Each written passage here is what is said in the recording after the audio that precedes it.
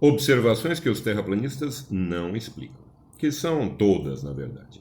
Eu e o Razek decidimos fazer essa série de vídeos a respeito dessas observações, iniciando com as astronômicas.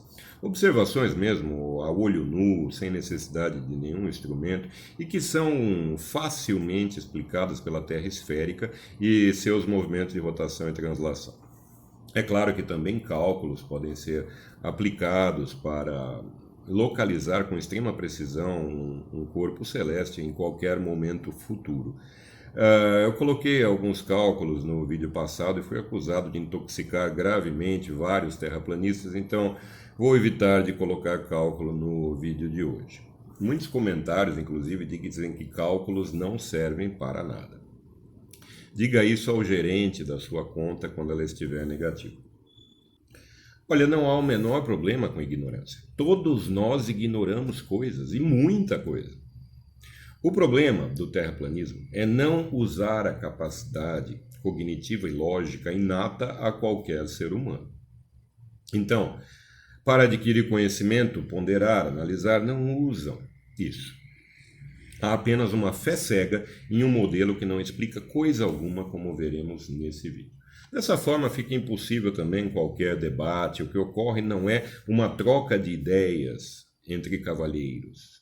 Na verdade, isso está sendo uma guerra contra a realidade, travada entre a civilização e a barbárie.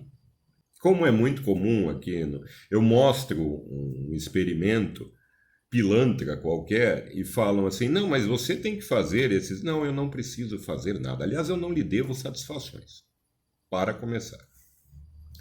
E essa é uma outra coisa que aparece muito aqui. Ah, isso é só uma teoria. Teoria nada. Vocês não têm a mínima noção do que seja uma teoria científica, não sabem a diferença entre um modelo, uma teoria, uma hipótese, nada. Nada. Usam teoria no sentido mais corriqueiro da palavra, banal. Ah, você tem uma teoria a respeito de tal coisa, que é uma vaga ideia. Não. Na ciência não é nada disso. Sem contar pessoas que chegam aqui e dizem prove, refute. Eu não tenho obrigação de provar nada para a terraplanista, de refutar nada. Eles é que chegaram com esse modelinho vagabundo que não prova nada, não explica nada e não prevê nada. Então, eles é que têm que se explicar, e tem muita coisa para explicar.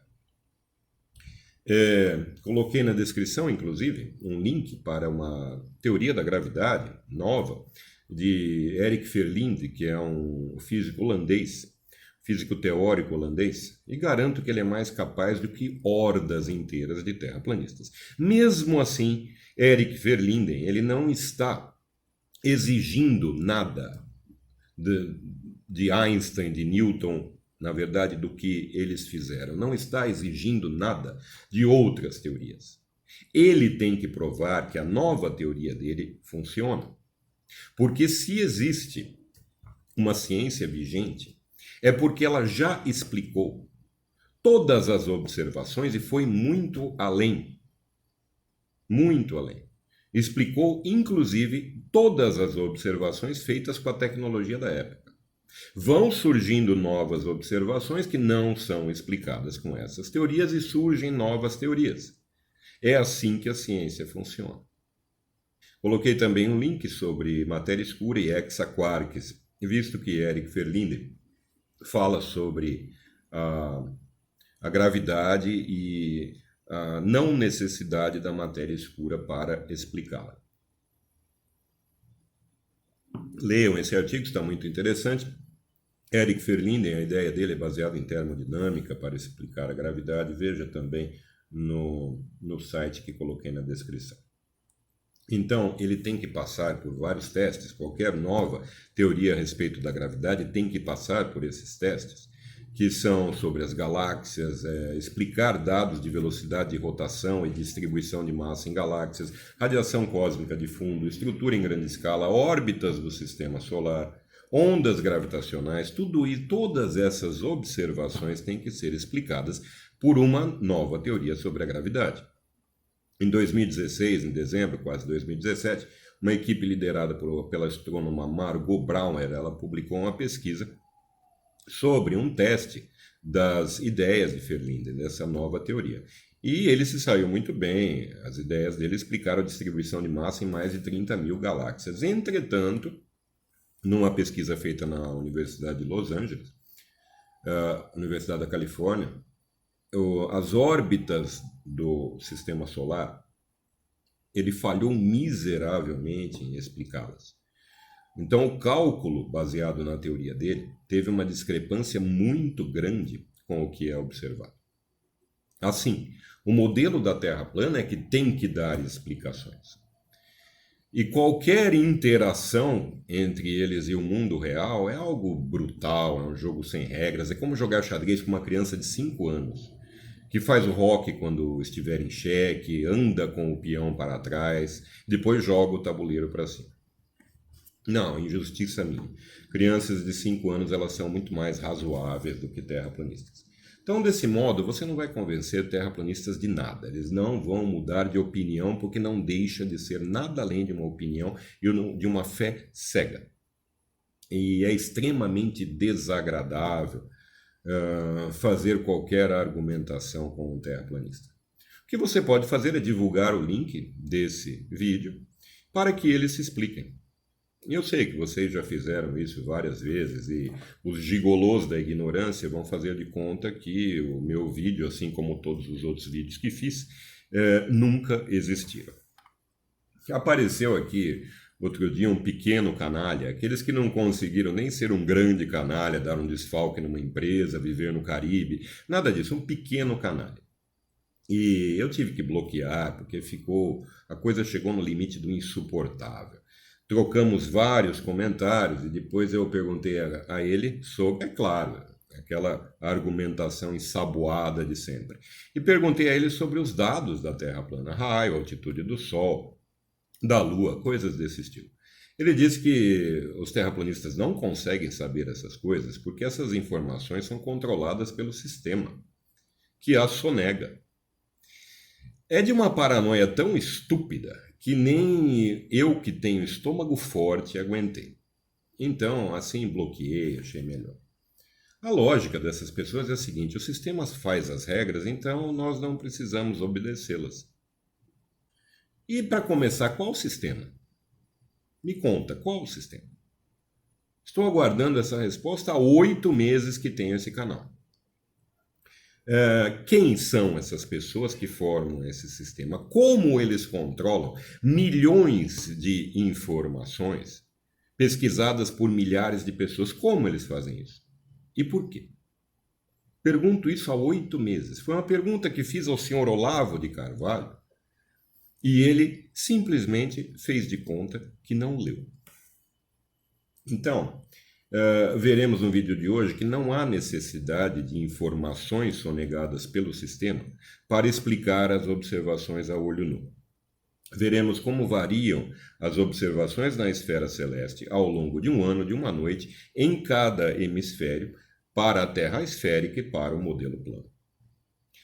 Gostaria muito que vocês verificassem um link que deixei na descrição a respeito de um livro sobre astronomia e astrofísica, indicado pelo professor Lang, inclusive. Na descrição vocês vão encontrar vários links para o site do professor Lang, mas ele indica, peguei em uma das páginas do professor Lang, esse livro, já baixei, estou lendo. É muito agradável, muito interessante. Um livro de astronomia e astrofísica feito por colegas do professor Lang da Universidade Federal do Rio Grande do Sul. O link estará na descrição. Então, vamos ver tudo sobre a esfera celeste. Na figura seguinte, você está vendo a esfera celeste à esquerda e o horizonte à direita. O horizonte seria então uma porção observável do céu, limitada por um plano tangente à Terra no lugar em que se encontra o observador. Na sequência, um sistema de coordenadas, o sistema horizontal, que utiliza como plano fundamental o horizonte celeste. Então, as coordenadas horizontais são o azimuth, que é o ângulo medido sobre o horizonte no sentido horário, com origem no norte geográfico e extremidade no círculo vertical do astro. O azimuth varia entre 0 graus e 360 graus. Também a altura h é o ângulo medido sobre o círculo vertical do astro com origem no horizonte e extremidade no astro. A altura varia entre menos 90 e mais 90 graus. Vamos ver então esses conceitos no modelo em 3D. Temos aqui a esfera celeste, que é um globo fictício de raio indefinido, cujo centro é o olho do observador. A esfera celeste, essencialmente, então, é esta esfera onde você vai ter as coordenadas para a localização, você faz uma grade de coordenadas para a localização de qualquer objeto celeste. Como vimos no vídeo, o azimuth e a altura para a localização de um objeto qualquer.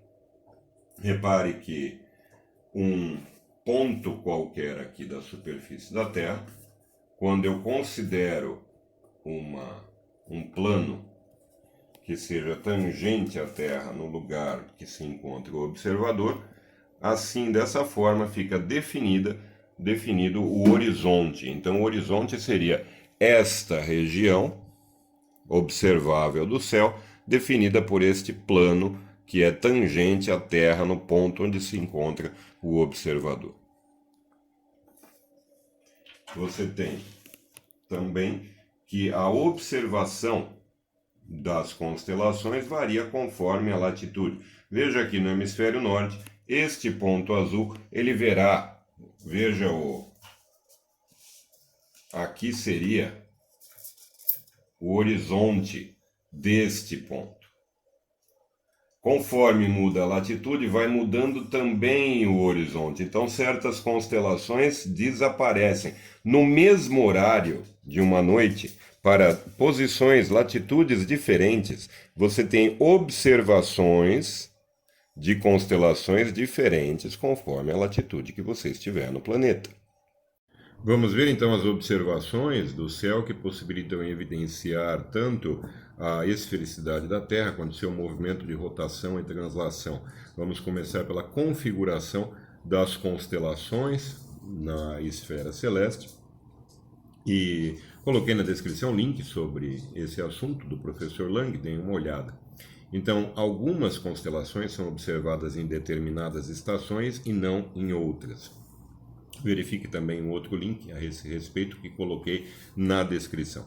Então, cada estação do ano pode ser reconhecida através de constelações chaves, que são grandes e de fácil localização, formada por estrelas brilhantes e que geralmente podem ser vistas até mesmo em regiões com alto nível de poluição luminosa, como São Paulo. Você está vendo na figura para o outono a constelação símbolo Leão, na sequência o inverno, a constelação símbolo Escorpião, depois a primavera com Pégaso e por último o verão, que a constelação símbolo é Órion. Repare que com o movimento de translação da Terra em torno do Sol, o seu brilho ofusca certas constelações que não vemos e vemos outras. Conforme a Terra gira em torno do Sol, passamos a ver constelações que não víamos antes e agora outras são ofuscadas. Então, conforme cada estação do ano, certas constelações aparecem e outras não, exatamente como é observado. Repare que coloquei um observador no hemisfério norte e outro no hemisfério sul, para você perceber já que com o giro da Terra, essas constelações serão vistas de formas diferentes. Então, pelas observações, várias questões se impõem para a Terra plana. Primeiro, toda a esfera celeste teria que estar no domo. Em seguida, conforme a estação do ano, vemos constelações diferentes, como expliquei anteriormente. Como a Terra plana explica isso, visto que o Sol ele dá uma volta sobre a Terra plana em um dia, mudando completamente as constelações de fundo em um único dia. Então, o que vemos em um ano para o modelo da Terra esférica, transladando em torno do Sol, para a Terra plana aconteceria em um dia. Isso se as estrelas forem fixas.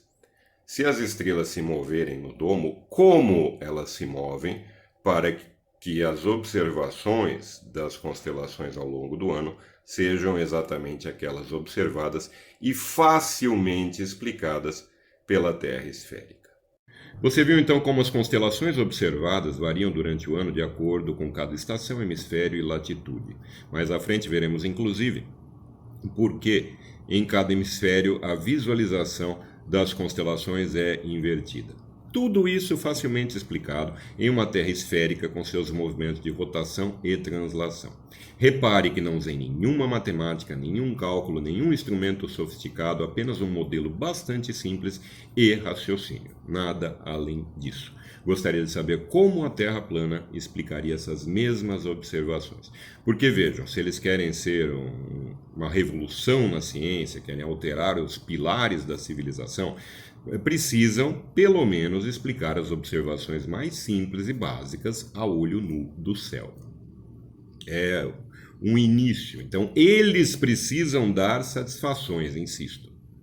Eles precisam dar satisfações, não cobrar nada de ninguém. Ficar quietos até que tenham um mínimo de explicações que ainda não têm. E nunca vão ter. Por quê? Esse modelo não condiz em absolutamente nada com a realidade. Não é nem um reflexo pálido da realidade. Mas, enfim, se eles querem defendê-lo, que seja de forma científica, explicando conceitualmente, ao menos, não precisa calcular nada como não calculei aqui. Mas expliquem. Se virem, então o domo gira, a atmosfera é feita de ácido lisérgico, a lua de Maria Mole, se expliquem de alguma forma. É claro, são sempre as afirmações as mais absurdas possíveis, mas que deem um jeito. Então é assim que você vai conversar com terraplanistas. Não dê satisfações.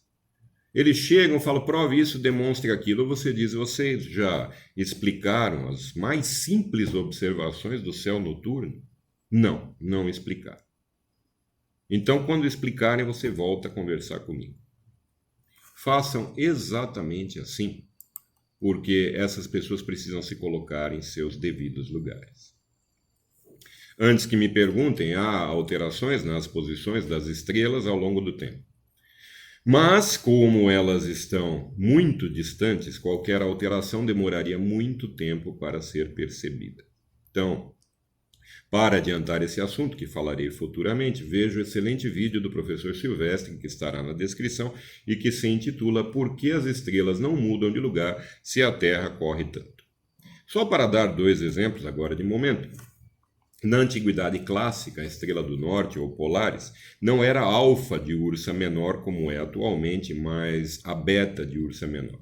E também o Cruzeiro do Sul era visível até na Bretanha, em 4 a.C. A Bretanha é uma região a oeste da França. É claro que hoje não é mais visto nessa latitude.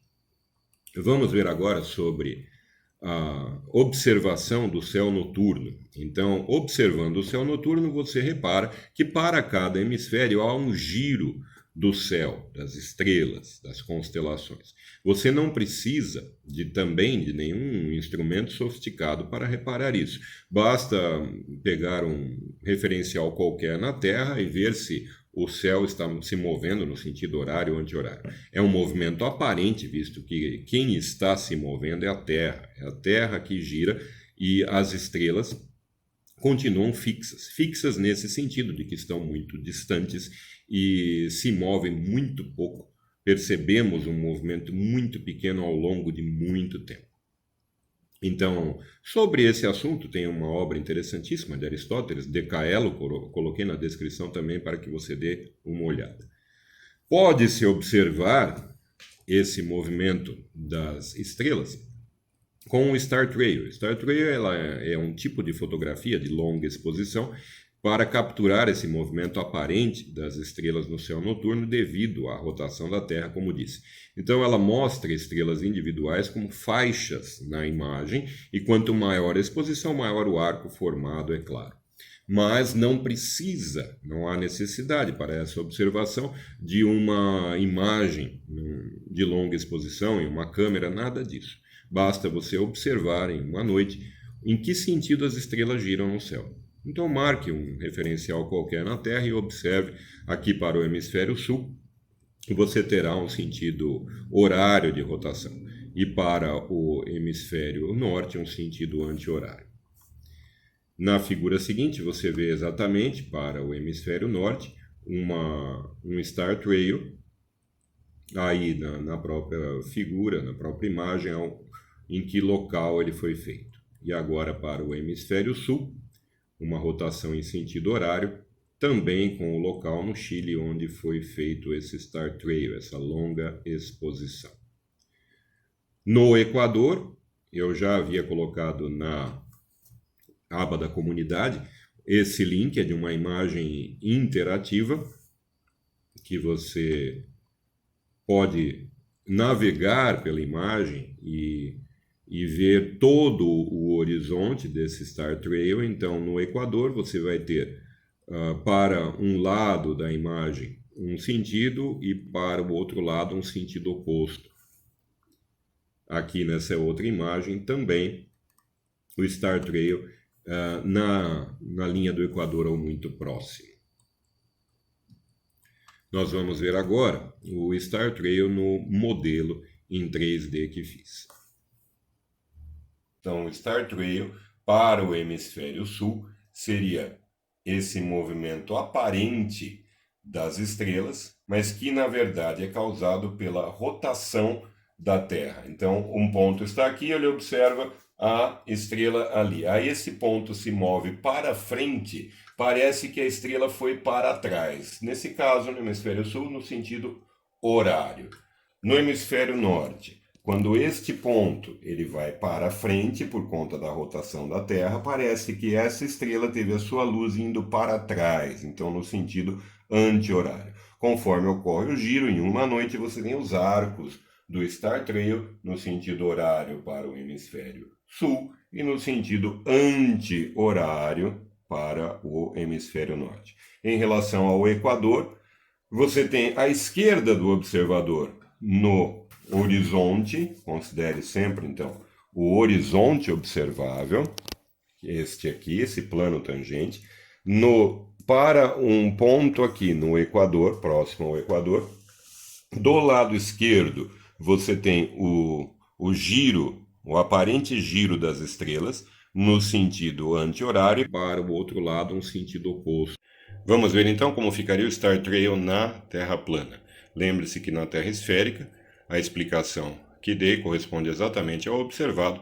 Para o hemisfério norte você tem um giro aparente das estrelas no sentido anti-horário e para o hemisfério sul no sentido horário. Repare que teria que acontecer então de uma parte do domo para o hemisfério norte, os observadores da parte norte do disco observarem as estrelas no domo fazendo o sentido anti-horário, enquanto para outra parte do disco os observadores teriam que ver um sentido aparente de giro horário das estrelas. O que não pode ser explicado por nenhuma movimentação do domo, porque os dois observadores estão olhando para as mesmas constelações, para a mesma parte do domo.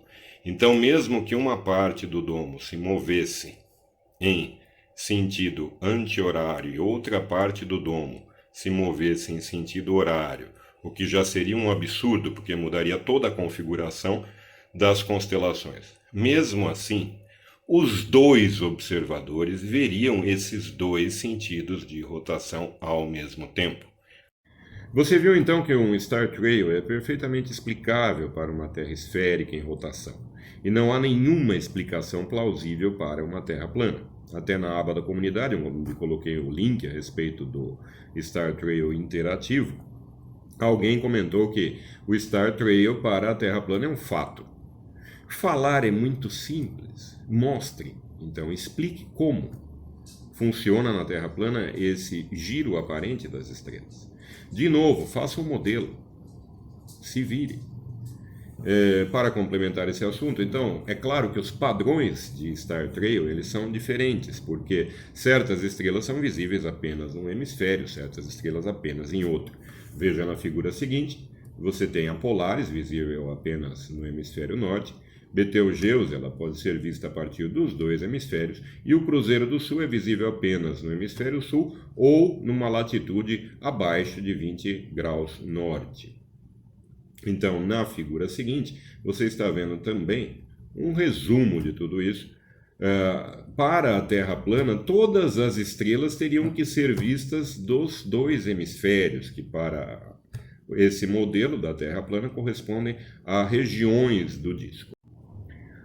Sobre Star Trails, não custa lembrar o caso Kilimanjaro, um terraplanista recente.